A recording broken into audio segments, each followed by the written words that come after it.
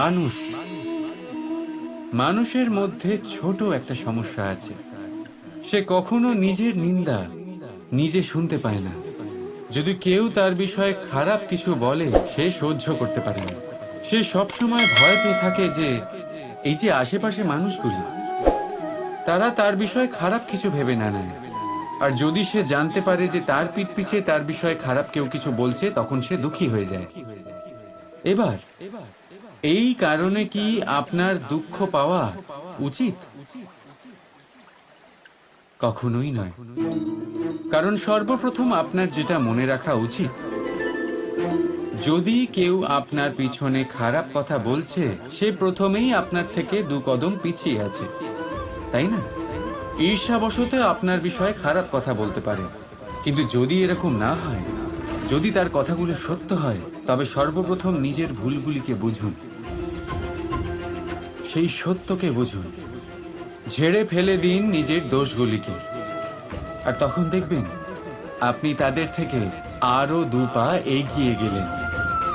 কারণ এই জীবনের রথ সামনের দিকে তাকিয়ে এগোয়, পেছনের দিকে তাকিয়ে নয়।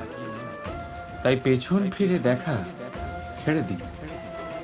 যেটা বর্তমান সেটাই দেখুন, সেটা নিয়েই বাঁচুন। যেটা ভবিষ্যৎ, যেটা আপনার লক্ষ্য, সেটার দিকে এগোন। আর আমার সাথে ভালোবেসে বলুন, রাধা রাধা।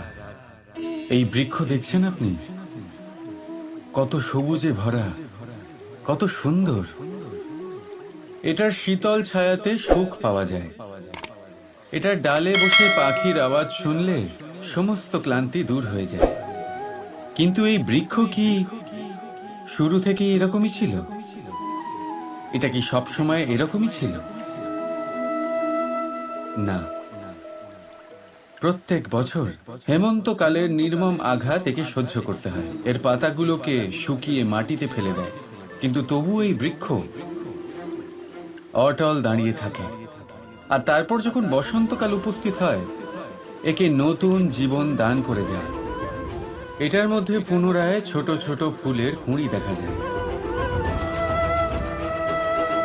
এই বৃক্ষ হেমন্তের মুখোমুখি হয়েছিল, তাই আজ সবুজে ভরা।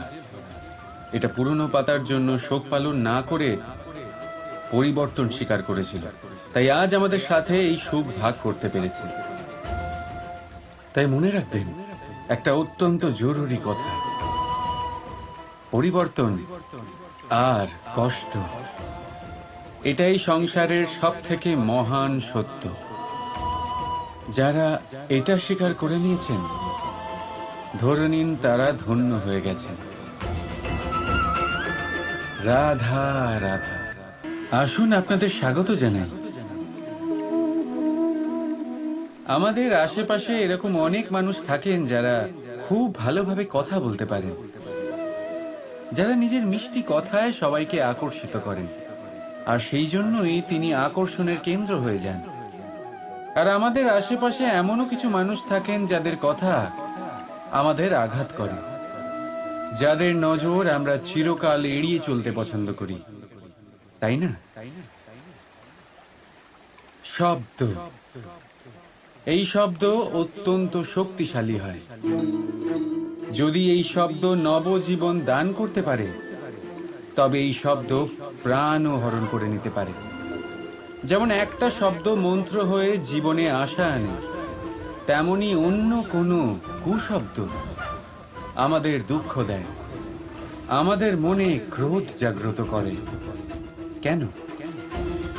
কারণ আমাদের কথা অমূল্য, আমাদের শব্দ ব্রহ্মা। তাই অত্যন্ত ভেবেচিন্তে মনের দাড়িপাল্লায় মেপে নিজের শব্দ প্রয়োগ করবেন, কারণ এই শব্দ দিয়েই শুরু আর এই শব্দ দিয়েই শেষ। রাধা রাধা। মানুষের মধ্যে একটা বিশেষত্ব আছে, আর তা হলো সে সর্বদাই ভাবে যে সে সবার মধ্যে শ্রেষ্ঠ। সর্বদা সর্বশ্রেষ্ঠ কাজ করতে চায় সে, সর্বশ্রেষ্ঠ পরিণাম পেতে চায় সে সর্বদাই চায় যে সব জায়গায় সে যশ পাক। কিন্তু যখন প্রশ্ন ওঠে প্রেমে, তখন প্রেম মানুষের থেকে অনেক উচ্চ স্থানে বিরাজ করে। প্রেমে যে মানুষকে আপনি ভালোবাসেন সেই মানুষের প্রসন্নতা আপনি সর্বশ্রেষ্ঠর থেকেও শ্রেষ্ঠ মনে করেন।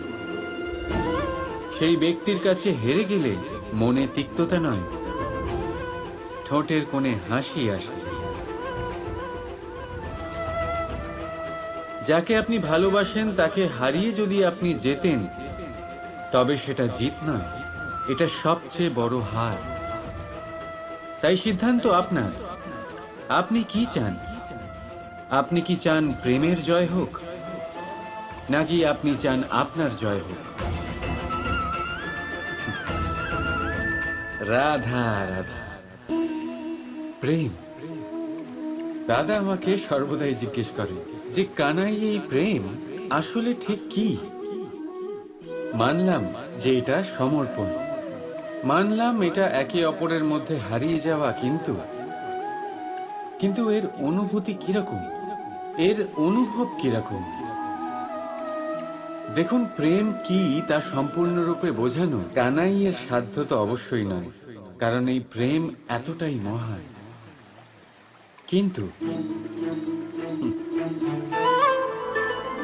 প্রেমের বিশুদ্ধ অনুভূতির বিষয়ে আমি বলতে পারি নিজের অনুভূতি থেকে।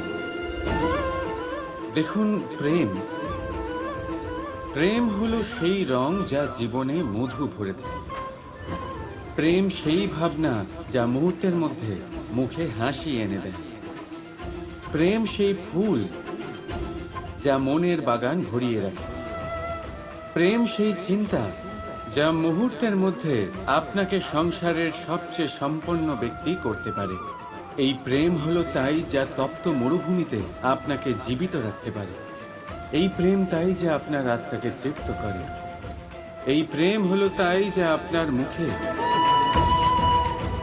হাসি এনে দেয়, যেমন এখন এই মুহূর্তে রাধা আমার মুখে নিয়ে এসেছে। অদ্ভুত এই প্রেম। তাই আসুন আর ভালোবেসে বলুন, রাধা রাধা। প্রদীপ। এই প্রদীপকে জ্বালানোর জন্য কিসের প্রয়োজন হয়? সলতে, ঘি, আগুন, ব্যাস? না, আসলে বাস্তব রূপে সত্যি এটাই যে এটা জ্বালানোর জন্য বায়ুর প্রয়োজন হয়। বায়ু জানা শুধুমাত্র আমাদের প্রাণদান করে, বরং এই আগুন জ্বালাতেও আমাদের সাহায্য করে। এবারে দেখুন,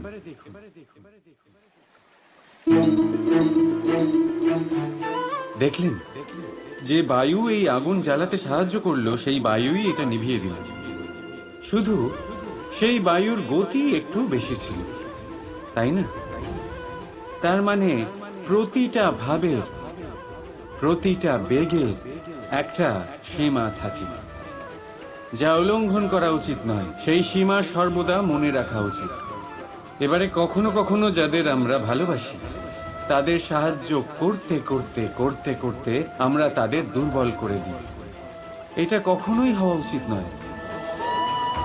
যাদের আপনি ভালোবাসেন তাদের ততটাই সাহায্য করুন যাতে আপনি তাদের প্রেরিত করতে পারেন, নয়তো তা তাদের সাহায্য করা হবে না। এটাই তাদের জন্য অস্ত্র হয়ে যাবে।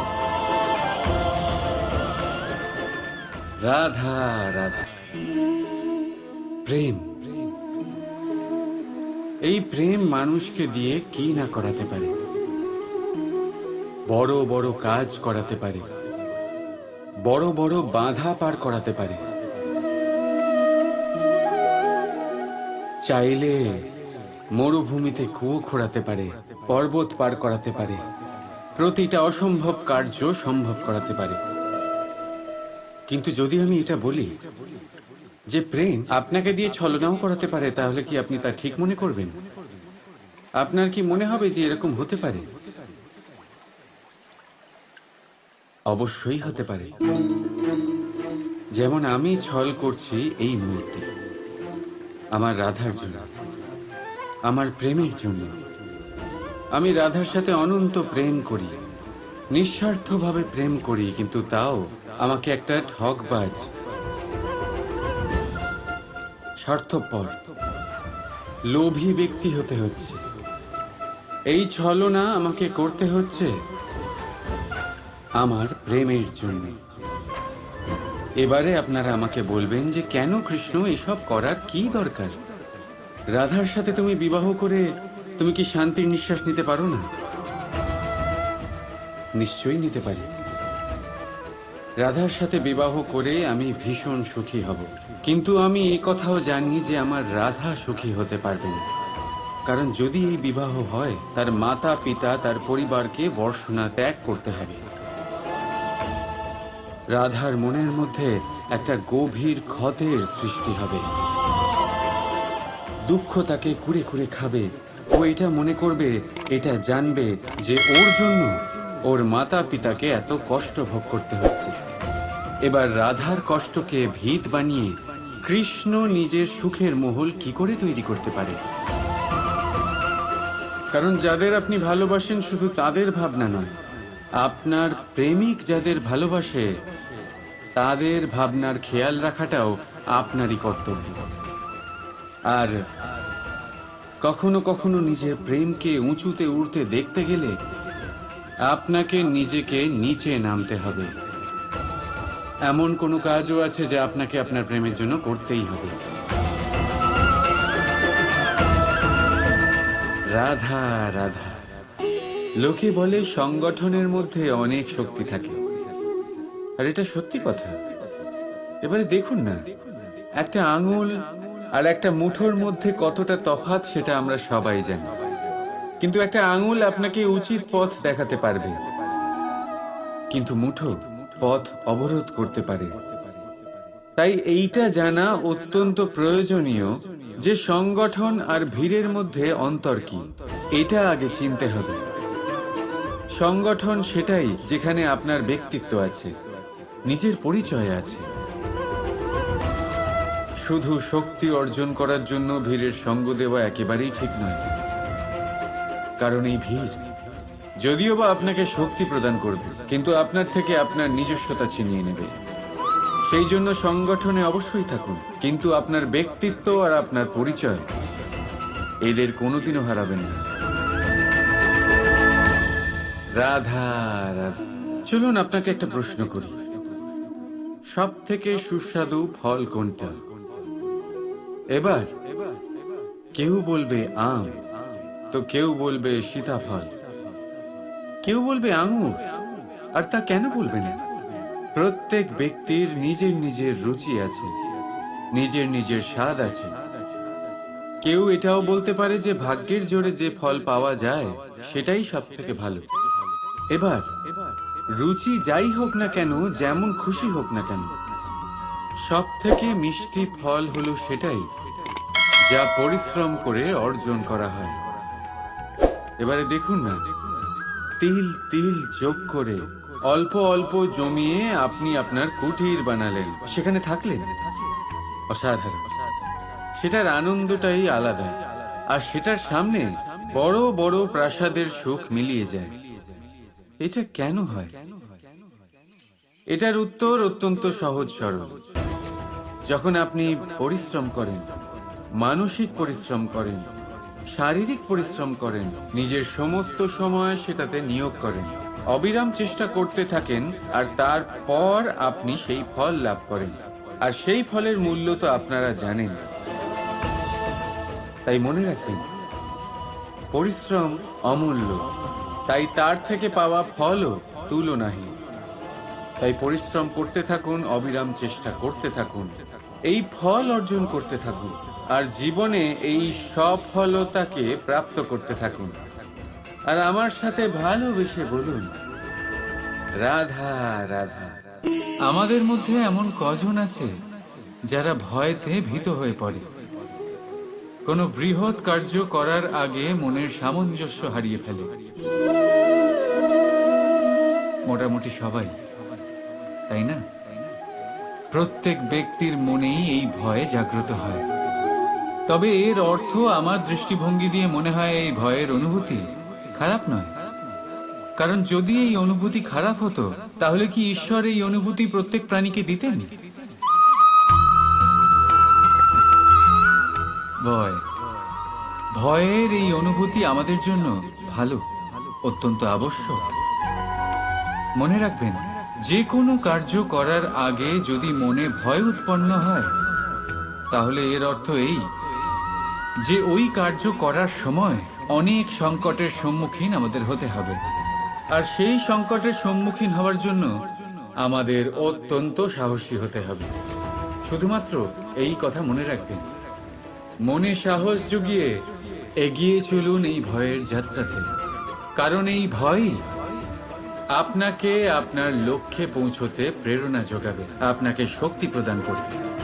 তাই এই ভয়ের দ্বারা ভয়ভীত হবেন না, এই ভয়কে জয় করুন।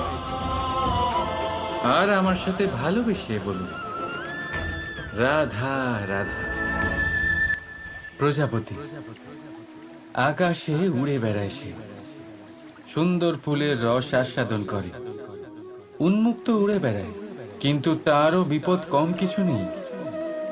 যেমন হলো পতঙ্গ, জন্তু এই প্রজাপতিকে নিজের আহার করে নেয়, তাকে এদের থেকে সাবধানে থাকতে হয়। সত্য হলো এটাই যে এই প্রজাপতি ততদিনই সুরক্ষিত থাকে যতদিন এদের পাখনা বৃদ্ধি পায় না। যখন এরা এদের খোলসের মধ্যে থাকে, যখন না কারো দৃষ্টি এদের উপর পড়ে আর না কোনো শত্রু এদের আঘাত করতে পারে, কিন্তু তখন তারা বন্ধ থাকে, অবিচল নিশ্চল থাকে। এই সুন্দর সংসার দেখার জন্য, এই সুন্দর আকাশ পাওয়ার জন্য তাকে তার সুরক্ষা ক্ষেত্র থেকে বাইরে বেরিয়ে আসতেই হয়। আর এটাই জীবনের নিয়ম। মানুষের সাথেও ঠিক এরকমই হয়। যদি মানুষ বিশ্রাম আর সুরক্ষা এদের বন্ধন থেকে না বেরোয়, তাহলে সে জীবিত অবশ্যই থাকবে, কিন্তু জীবন ধারণ করতে পারবে না। কারণ যদি জীবনে বড় কিছু করতে হয়, বড় কোনো কিছু পেতে হয়, সাফল্যের শিখর অবধি পৌঁছতে হয়, তাহলে সর্বপ্রথম আপনাকে নিজের সুরক্ষা ক্ষেত্র থেকে বেরিয়ে আসতেই হবে। এই আরামকে ত্যাগ করতেই হবে। তবেই আপনি সফল হতে পারবেন, তবেই আপনি এই প্রজাপতির মতো আকাশে উড়ে বেড়াতে পারবেন। রাধা রাধা। জীবনে যখনই আমরা কোনো সমস্যার সমাধান খুঁজে পাই না, তখন আমরা কি করি? আমরা ঈশ্বরের কাছে শরণাপন্ন হই, সাহায্যের জন্য প্রার্থনা করি, পথ জানতে চাই, তাই না? কিন্তু আপনি কি কখনো ভেবে দেখেছেন একটা পাথরকেও ঈশ্বরের মূর্তি হওয়ার জন্য কতটা পরিশ্রম করতে হয়েছে? কতবার হাতুড়ির ঘা সহ্য করতে হয়েছে, ছেনির ঘা সহ্য করতে হয়েছে, তারপর আমাদের সামনে সে ভগবান রূপে আবির্ভূত হয়েছে। তাই জীবনে এত ছোট ছোট কথা ঈশ্বরের কাছে চেয়ে নিজের সময় নষ্ট করবেন না, বরং অন্তর থেকে প্রচেষ্টা করুন, সংঘর্ষ করুন, সব পাবেন। শুধুমাত্র একটা জরুরি কথা মনে রাখবেন, পরিশ্রম না করে কেউ কখনো মহান হতে পারেন না, ভগবানের মূর্তিও না। রাধা রাধা। মৎস্য, জলের রানী বলা হয় তাকে, জলের ধারায় জীবিত থাকে। সহস্র প্রকার মৎস্য হয়, কিন্তু সব মৎস্যের মধ্যেই একটা মিল অবশ্যই থাকে। জানেন সেটা কি? সেটা হলো যে মৃত মৎস্য স্রোতের সাথে বয়ে যায়, আর জীবিত মৎস্য ওই স্রোতের বিরুদ্ধে সাঁতার কাটতে সক্ষম হয়। তাহলে প্রেরণা নিন ওই মৎস্যের থেকে, যে নানান প্রতিকূলতার বিরুদ্ধে যাবার সাহস রাখে, যে স্রোতের বিরুদ্ধে যাবার অনর্গল চেষ্টা করতে থাকে। আপনিও শুনুন আপনার হৃদয়ের ধ্বনি, শুনুন আপনার মনের কথা, আর আপনার জীবনরূপী স্রোতকে বাধা নয়, লক্ষ্য বানিয়ে সামনে এগিয়ে চলুন। রাধা রাধা। পরিকল্পনা অত্যন্ত গুরুত্বপূর্ণ, এটা আমাদের জীবনে অত্যন্ত আবশ্যক, এটা আমাদের জীবনে। কিন্তু এই পরিকল্পনা ঠিক কতটা হওয়া উচিত, অর্থাৎ এই পরিকল্পনার সম্পর্কে কতটা চিন্তা করা উচিত, কতটা ভবিষ্যতের বিষয়ে চিন্তা করা উচিত। এবার দূরদর্শিতা অত্যন্ত বিশিষ্ট গুণ মানব জীবনে, কিন্তু দূরদর্শিতায় এতটাও মগ্ন হওয়া উচিত নয় যে কাছের জিনিসগুলোই নজরে না পড়ে। আজকের কথা বাদ দিয়ে শুধুই ভবিষ্যৎ নিয়ে চিন্তা করা অনুচিত। এবার দেখুন, পরিকল্পনা করুন, কিন্তু তার থেকে বেশি উপভোগ করুন। এই মুহূর্ত সম্পর্কে অবগত নয়, কিন্তু ভবিষ্যতের কথা আমরা চিন্তা করতে থাকি। আমি এটা অনুভব করতে চাই, ওইটা অনুভব করতে চাই, ওই আনন্দ প্রাপ্ত করতে চাই। এটা অনুচিত। পরিকল্পনা করুন, সংযত করুন, কিন্তু আজকে, বর্তমানকে, এই মুহূর্তকে, জীবনের বাস্তবিক আনন্দ এটা, আর জীবন যাপনের সব থেকে শ্রেষ্ঠ পথও এটা। আসুন আমার সাথে ভালোবেসে বলুন, রাধা রাধা। কখনো কখনো মনে এই ভাবনা আসতেই পারে যে ঈশ্বর আজ পর্যন্ত এত রূপে অবতীর্ণ হয়েছেন, এতবার এই পৃথিবীতে এসেছেন, তারপরেও এই সংসারে কোথাও না কোথাও এই পাপ বসবাস করে। এটার কারণ কি? এটার কারণ আমরা স্বয়ংই। যখন কোনো ব্যক্তি এই পৃথিবীর পথপ্রদর্শন করে, এই সংসারকে উচিত দিশা দেখায়, এই সংসারের মঙ্গল করে, আমরা সেই ব্যক্তিকে মানুষ থেকে ঈশ্বর বানিয়ে ফেলি। সেই ব্যক্তির পতন স্বয়ং আমাদের হাতেই হয়ে যায়, কারণ সেই ব্যক্তি তার শ্বাস প্রশ্বাসের জন্য হয় না। সেই ব্যক্তি হলো সেই ভাবনা যা সে এই সংসারকে প্রদান করেছে। আমরা সেই ব্যক্তির ভাবনাটারই অন্ত করে দিই। এটা উচিত নয়। আমরা ওনাকে প্রভু মেনে নিই। প্রভু মানার পর আমরা ওনার কাছে প্রার্থনা করি, হে প্রভু আমাদের সাহায্য করুন। যদি উনি প্রভুও হন, তাও উনি পৃথিবীতে এসেছেন মনুষ্য রূপে। যা কর্ম করেছেন, যা শক্তি প্রাপ্ত করেছেন, এই দেহ থেকেই প্রাপ্ত করেছেন। আপনাদের এটা বোঝানোর জন্য যে এই কাজ আপনিও করতে পারেন। যারা সৎ আত্মা থাকেন, তাদের জন্য সর্বশ্রেষ্ঠ শ্রদ্ধাঞ্জলি হলো এটাই যে আপনি তাদের পদচিহ্ন অনুসরণ করে চলুন।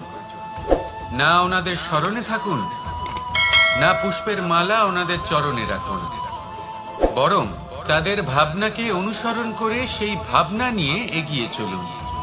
এটা না শুধু আপনার জন্য, বরং সমগ্র সংসারের জন্য লাভদায়ক। তাহলে এটাই করুন, আর আমার সাথে ভালোবেসে বলুন, রাধা রাধা।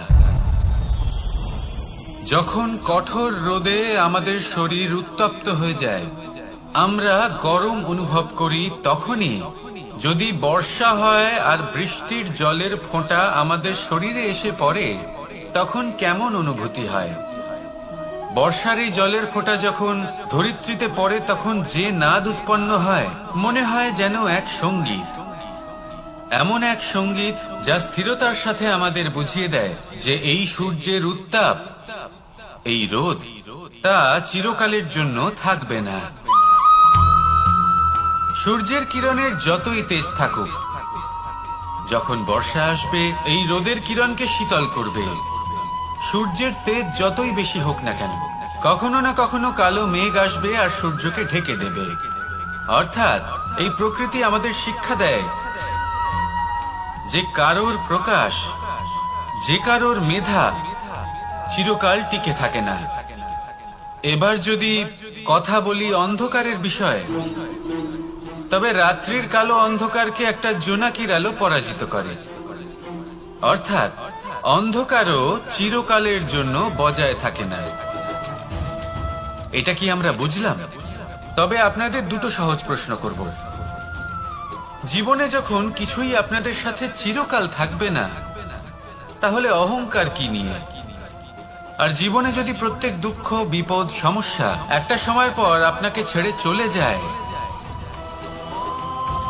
তাহলে পরাজয় মানবেন কেন? এই দুশ্চিন্তা ত্যাগ করুন, এই অহংকার ত্যাগ করুন, আসক্তি ত্যাগ করুন, আর আমার সাথে ভালোবেসে বলুন, রাধা রাধা। ভোজন। এই সংসারে যেই হোক না কেন, কোনো মানুষ হোক, কোনো প্রাণী হোক, কোনো কীট হোক বা কোনো বনস্পতি হোক, প্রত্যেকের জন্য ভোজন অতি আবশ্যক। কারণ ভোজন থেকেই শক্তি পাওয়া যায়, আর সেই শক্তি দিয়েই সংসারের, আমাদের জীবনের সমস্ত কার্য করা যায়। এবার এমন এক ধরনের শক্তি হয় যা শীতের ঋতুতে সূর্য থেকে আমরা পেয়ে থাকি, আর আরেক ধরনের উত্তাপ হয় যা দিয়ে ভোজন রান্না করা হয়, সুস্বাদু নানান ধরনের ভোজন। এবার অত্যন্ত গুরুত্বপূর্ণ হলো যে ব্যক্তি সেই ভোজন বানাচ্ছেন তার মানসিক পরিস্থিতি, এবং সেই ব্যক্তি যিনি ভোজন গ্রহণ করছেন তার মানসিক অবস্থা। যখনই আপনি ভোজন বানাচ্ছেন তখন ভালোবাসার সাথে কাজটা করুন, ধন্যাত্মক ভাব নিয়ে, সৎ ভাবনার সাথে।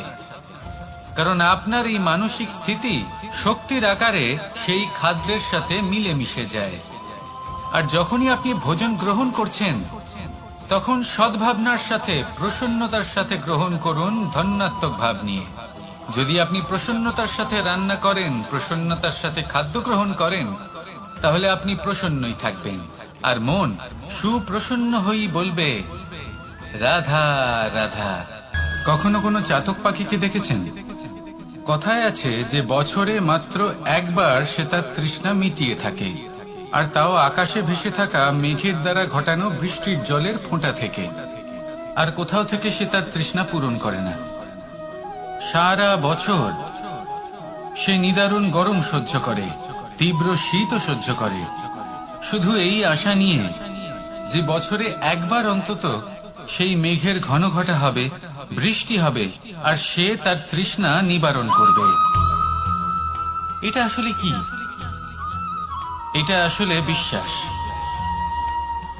সেই বিশ্বাস যে বছরে একবার সেই মেঘ আসবে তৃষ্ণা নিবারণ করতে। যেমন দেখুন, একটা সূর্যমুখী ফুল সারা রাত অন্ধকারের সাথে যুদ্ধ করে, কারণ তার বিশ্বাস যে ভোরবেলায় সূর্য তাকে অবশ্যই দর্শন দেবেন। সেটাও বিশ্বাস ছিল যার উপর ভরসা করে মনু একটা নৌকা নিয়ে বেরিয়ে পড়েছিলেন এবং সমস্ত সৃষ্টিকে প্রলয়ের হাত থেকে বাঁচিয়েছিলেন। সেটাও ছিল ভালোবাসার প্রতি বিশ্বাস, যার উপর ভরসা করে বানর এবং ভাল্লুক সেনা নিয়ে শ্রীরাম আক্রমণ করেছিলেন সমস্ত বরদানপ্রাপ্ত অসুরগণ এবং রাক্ষসগণের লঙ্কায়, এবং জয় লাভ করেছিলেন। এই বিশ্বাসই হলো এই বিশ্বের আশা। বিশ্বাস রাখুন যে আপনি হলেন সর্বশ্রেষ্ঠ এবং শুধুই নিজের কর্ম করতে থাকুন। এই বিশ্বাসের আশাই আপনাকে প্রতি মুহূর্তে বল প্রদান করবে। এ হলো আমার বিশ্বাস। আসুন আর আমার সাথে ভালোবেসে বলুন, রাধা রাধা। সৌন্দর্য। মানুষ নিজের সৌন্দর্যের বিষয়ে কতটা ভাবে, চায় যে সে সব থেকে বেশি রূপবান হবে, সব থেকে বেশি সুন্দর হবে। কিন্তু সৌন্দর্যের পরিভাষা কি তা কি সে জানে? কোনো মাকে জিজ্ঞেস করুন, ওনার জন্য সৌন্দর্যের পরিভাষা ওনার সন্তান। কোনো ভক্তকে জিজ্ঞেস করুন, ওনার জন্য সৌন্দর্যের পরিভাষা ওনার ভগবান।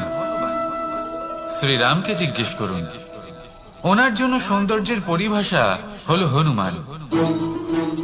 ভাঙা হানু, ফুলে যাওয়া মুখ, দেখতে গেলে উনি বানর, লম্বা লেজ, এত নিরীহ যে ওনাকে অমূল্য মালা দিলে সেটা ছিঁড়ে তার ভেতরে শ্রীরামকে খুঁজছিলেন। কিন্তু ওনার ভাবনা কত সুন্দর। উনি এটা বিশ্বাস করেন যে সংসারের যতই মূল্যবান জিনিস দিয়ে এই মালা তৈরি করা হোক না কেন, যদি এর মধ্যে শ্রীরাম না থাকেন তাহলে এর মধ্যে কোনো অর্থ নেই। সৌন্দর্য রূপে নয়, ভাবনায় নিহিত থাকে। যদি আপনি সৌন্দর্য প্রাপ্ত করতে চান তাহলে তা কর্মে নিয়ে আসুন, ভাবনায় এবং বিচারে নিয়ে আসুন। এই সৌন্দর্য আপনার সাথেই থাকবে। যদি আপনি সৌন্দর্যকে রূপের মধ্যে খোঁজেন তাহলে কিছুক্ষণের জন্য পাবেন, সেই সৌন্দর্য সময়ের সাথে হারিয়ে যাবে। সৌন্দর্য যদি পেতে চান, খুঁজতেই চান, তাহলে হৃদয় খুঁজুন, কর্মে খুঁজুন। মন প্রসন্ন হয়ে বলবে রাধা রাধা। ব্যায়াম, এই শব্দ আমরা সকলে শুনেছি, আর এটা সারা জীবন আমাদের সাথেই থাকে কোনো না কোনো রূপে। যখন আমরা জন্মগ্রহণ করি, চলতে শিখি, প্রথমে আমরা হামাগুড়ি দিয়ে চলি, পরে চলতে চেষ্টা করি কিন্তু পড়ে যাই। তখন আমাদের বাড়ির গুরুজনেরা আমাদের আটকান না। ওনারা মনে করেন এইভাবেই আমাদের সন্তান চলতে শিখবে, এইভাবেই তার পা আরো মজবুত হবে, যা অত্যন্ত গুরুত্বপূর্ণ।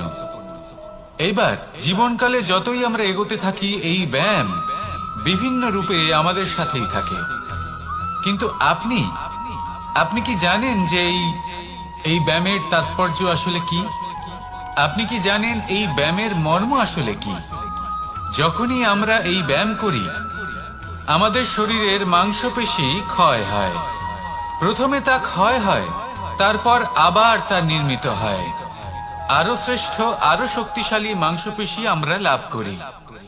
অর্থাৎ এই ব্যায়াম হলো সৃজনের বিজ্ঞান। এই ব্যায়াম আমাদের জন্য অত্যন্ত আবশ্যক। সেই জন্য জীবনে যখনই কোনো কিছু নষ্ট হয়ে যায়, চলে যায়, তখন হতাশ হয়ে পড়বেন না, তাকে পুনর্নির্মাণ করার চেষ্টা করবেন। আর এই শিক্ষা আমরা লাভ করি পাখিদের থেকে। যখনই বর্ষা হয়, ঝড় আসে, যখন পাখির বাসা ভেঙে চুরমার হয়ে যায়, তারা হার মেনে নেয় না। সে আবার অল্প অল্প করে সব খুঁজে একত্রিত করে আবার নিজের বাসা বানিয়ে তোলে, পুনরায় এক জীবনকে জন্ম দেয়, এক নতুন পরিবারকে জন্ম দেয়। তাই মনে রাখবেন, জীবনে এইভাবেই যদি আপনি নির্মাণ করতে চান, সৃজন করতে চান, তাহলে সেই নির্মাণের জন্য ভাঙনের অভিজ্ঞতা থাকা অত্যন্ত আবশ্যক। ভগ্ন বস্তুকেও সম্মান করা অত্যন্ত আবশ্যক।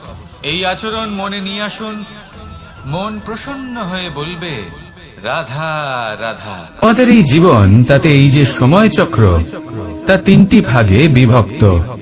এক হলো অতীতকাল, ফেলে আসা অতীত, তারপরে আসে বর্তমান, এখনকার এই মুহূর্ত, আর তারপর আসে আগামীকাল অর্থাৎ ভবিষ্যৎ।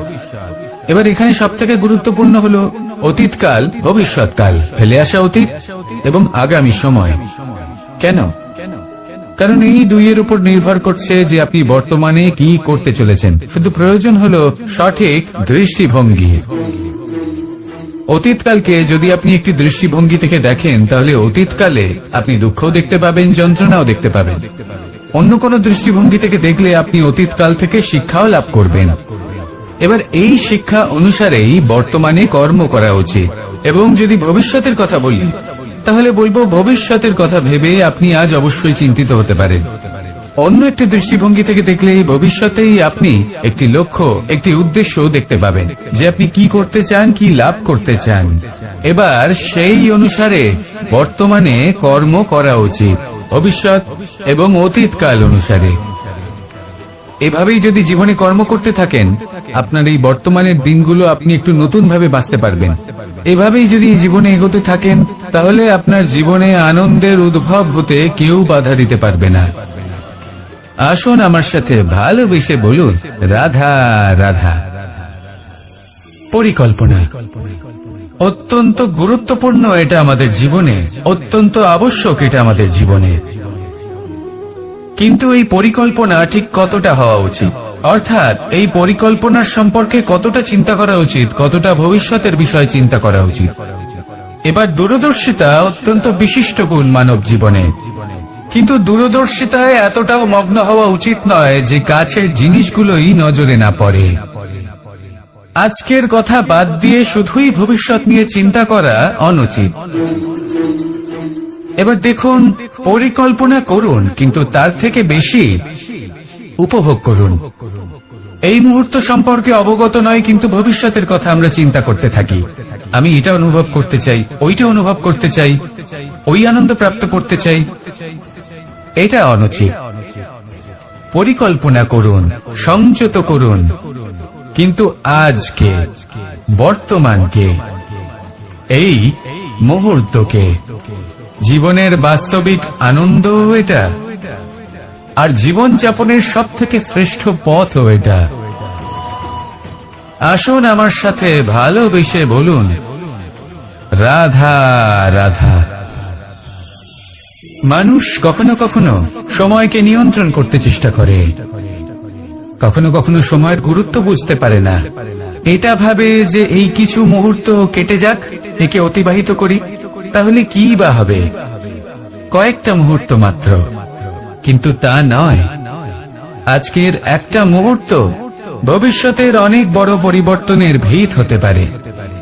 আজকের একটা মুহূর্ত আপনার ভবিষ্যৎকে উজ্জ্বল করে তুলতে পারে। সেই জন্য ছোট ছোট মুহূর্তগুলিকে অদেখা করবেন না। সময়কে কাজে লাগান, পূর্ণরূপে কাজে লাগান। এবার যদি আপনি কাউকে সাহায্য করতে চান আর সেই কারণেই যদি থেমে থাকেন, তাহলে ঠিক আছে, কারণ আপনি কাউকে সাহায্য করে তার জীবনকে আরো ভালো করে তুলতে চাইছেন, আরো শ্রেষ্ঠ করতে চাইছেন। এই পুণ্য, এই কর্ম ফিরে আপনার কাছেই আসবে আর আপনার জীবনকে শুভ করে তুলবে। কিন্তু যদি আপনি আলস্যের কারণে থেমে থাকেন এবং কিছুই না করেন, সময় নষ্ট করেন, তাহলে কিন্তু একটাই ঘটনা ঘটবে, আপনার ভবিষ্যৎ বিপদগ্রস্ত হয়ে পড়বে, আর কিছুই নয়। সেই জন্য এটা বোঝা প্রয়োজন যে কখন থামতে হবে এবং কেন থামতে হবে। যদি আপনার থামার কারণ এবং সময় অনুচিত হয়ে থাকে, তাহলে আপনার ভবিষ্যৎ কখনোই উচিত হতে পারে না।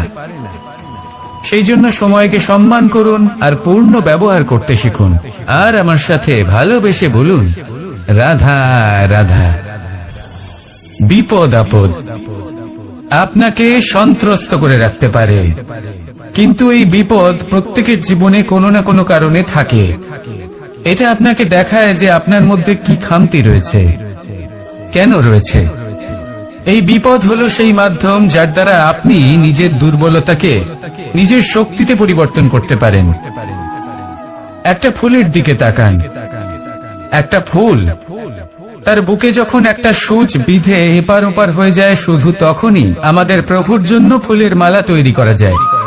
সেই জন্য কখনোই বিপদকে ভয় পাবেন না, তার থেকে দূরে পালাবেন না, একে স্বাগত জানান। বোঝার চেষ্টা করুন এই বিপদ কেন আছে। যদি বিপদকে বুঝতে পারেন তবেই জীবনকে বুঝতে পারবেন। যদি জীবনকে বুঝতে পারেন তবেই এই বিপদকে সম্পদে পরিণত করতে পারবেন। আসুন আর আমার সাথে ভালোবেসে বলুন, রাধা রাধা। জীবনে সবথেকে বেশি গুরুত্বপূর্ণ বস্তু কি? বাড়ি, বাহন, সোনা, ধন। যদি আমি সত্যি বলি, তাহলে জীবনের সবথেকে বেশি গুরুত্বপূর্ণ বস্তু কোনো বস্তুই নয়। যদি কিছু গুরুত্বপূর্ণ থাকে, তাহলে তা হলো অনুভূতি, করুণা, মিত্রতা, মাতৃত্ব, বাৎসল্য, আর সবথেকে বেশি গুরুত্বপূর্ণ ভালোবাসা। নিজেদের এই জীবনে যদি আপনি শুধুমাত্র বস্তুর খেলাতে মেতে থাকেন, তাহলে জীবনে আনন্দ কখনোই থাকবে না। নিজের এই জীবনকে অনুভূতির পীঠস্থান বানিয়ে তুলুন। এই মন প্রসন্ন হয়ে বলবে, রাধা রাধা।